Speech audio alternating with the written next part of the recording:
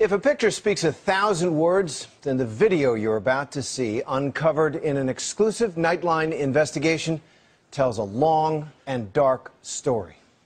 A member of a royal family abusing his power in a violent and despicable way. And for now, this real-life tale ends without a resolution.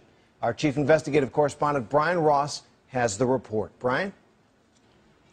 Terry, allegations of torture are difficult to prove, but in this case, there's a video.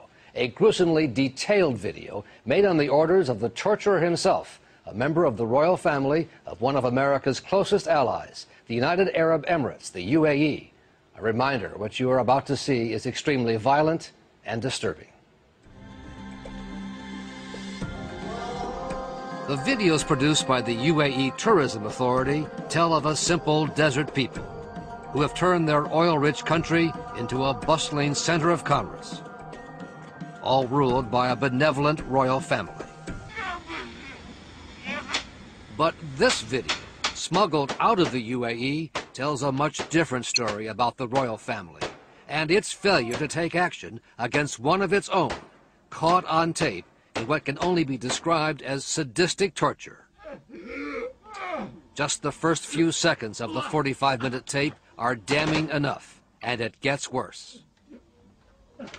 With the help of a man in a police uniform, the victim has his legs tied and then is forced to the ground, held down by the officer, as sand is shoved into the victim's mouth by what the UAE government now acknowledges to ABC News is one of the country's 22 royal sheikhs. Sheikh Issa, the brother of the crown prince, punishing a grain dealer he thought had cheated him. "You donkey, you dog," the sheikh screams. That's the sheikh. Right there. No doubt about it. No doubt. Houston businessman Bassam Nabulsi smuggled the graphic scenes out of the country. Really, to make my case that this man is capable of doing what I say he can do. That's the proof. Nabulsi worked for and with Sheikh Issa for more than a dozen years. The sheikh is not part of the UAE government, but when he came to Houston for weeks at a time, he stayed in the presidential suite at the Four Seasons Hotel and often had a police motorcade.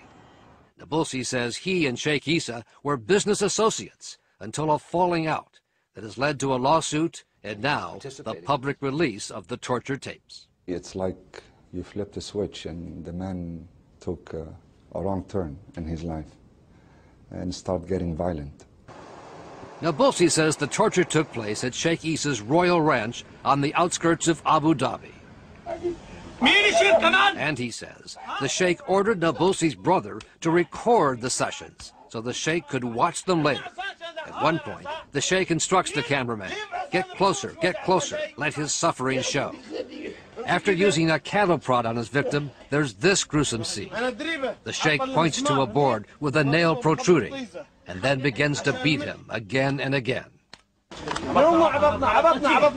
"Where's the salt?" asks the sheikh. Salt poured into the wounds in the middle of the desert at night, tortured by a member of the royal family, held down by men in uniform over a missing load of grain worth about $5,000. There are worse scenes so horrific we can't show them on television. It's absolutely revolting, and I must say I find it a great shame. Sarah Lee Whitson of Human Rights Watch says she has never seen such a graphic tape with the torturer flaunting his axe. Oh my God. And most troubling, she says, the role of uniformed officers in carrying out the torture session. They're acting under the color of law, and they represent the government. If the government does not investigate and prosecute these officers and those commanding these officers to go along with what we've just seen, then it is the state that is torturing them. But in a statement to ABC News, the UAE Minister of Interior, Sheikh Issa's brother, says a government review concluded that all rules, policies, and procedures were followed correctly by the police department. If this is their complete reply, then sadly it's a scam and it's a sham, and it should be called that. Sheikh Issa's one-time business associate, Nabulsi, now back in Houston, says he too was tortured by the police after his falling out with Issa and his refusal to turn over the torture tapes he had been keeping for the sheikh. When I said I destroyed them, he said, "Did the sheikh watch you destroy them?" And I said, "No." he says, well, we have a problem. In his lawsuit, Nabulsi says he was arrested on trumped-up charges, confined to a small cell for 3 months at the El Wathba prison. They would stick a finger up his anus and say, "This is from Sheikh Issa. Are you going to give us the tapes?" They would keep him from sleeping, deny him his medications, tell him that they were going to rape his wife, kill his child, made him pose naked while they took pictures. In its statement, the UAE says Nabulsi, quote, was in no way mistreated during his incarceration. There's no record the U.S. government ever protested Nabulsi's treatment to the UAE, even during the state visit last year by Sheikh Issa's brother, the Crown Prince, to President Bush at Camp David. This is awful. This is terrible. We showed the tape to Congressman James McGovern, co-chairman of the House Human Rights Commission. He says the U.S. government must get involved.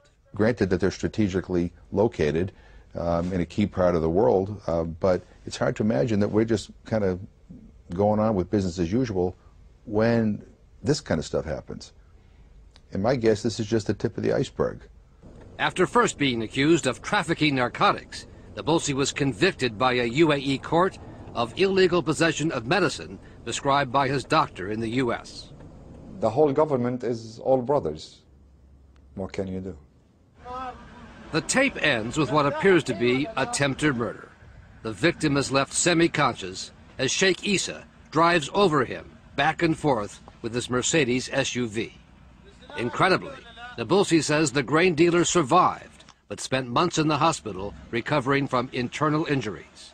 To date, there has been no police action taken against Sheikh Issa, whose brother, the chief of police, opened and then closed an official investigation.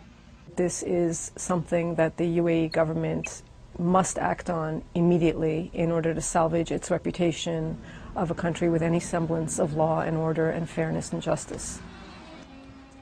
In a statement today, the State Department said only that it urges all governments to fully investigate allegations of criminal acts. Nabulsi says he showed the tape to an official at the U.S. Embassy in Abu Dhabi the day before he was arrested. He says the only advice he got from the American official was to get his family and leave the country as soon as possible. Terry? Brian, that is a shocking investigation on so many levels, especially as our own country is engaged in a wrenching debate on torture. Thanks to Brian for that report. We'll be right back.